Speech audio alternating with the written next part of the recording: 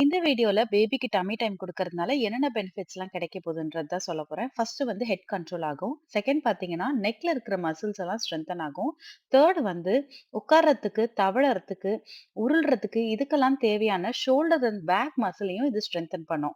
நான் இத எப்ப ஸ்டார்ட் பண்ணேன்னு பார்த்தீங்கன்னா, சேயோனுக்கு 2 வீக்ஸ்ல இருக்கும்போதே ஸ்டார்ட் பண்ணிட்டேன். இத எப்படி குடுக்கறது அப்படின்னு பார்த்தீங்கன்னா, பாப்பா ஏர்லி ஸ்டேஜ்ல இருக்கிறப்போ, கிரிப்பான டவல நல்லா சுருட்டி வச்சு வயித்துல அதுல வச்சு படுக்க வைங்க. மாசம் ஏற ஏற சின்ன பில்லோ வச்சு பேபிக்கு டம்மி டைம் குடுக்கலாம்.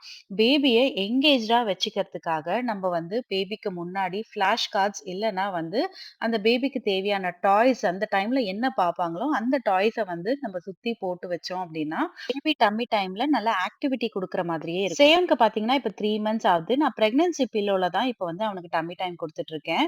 இப்ப நல்லாவே தலைய தூக்கி பார்க்குறான். இது இல்லாம டாய்ஸ வந்து கைய புடிச்சு எங்கேஜ் ஆகுறதுக்கு அதுவும் ட்ரை பண்ணிட்டு இருக்கான்.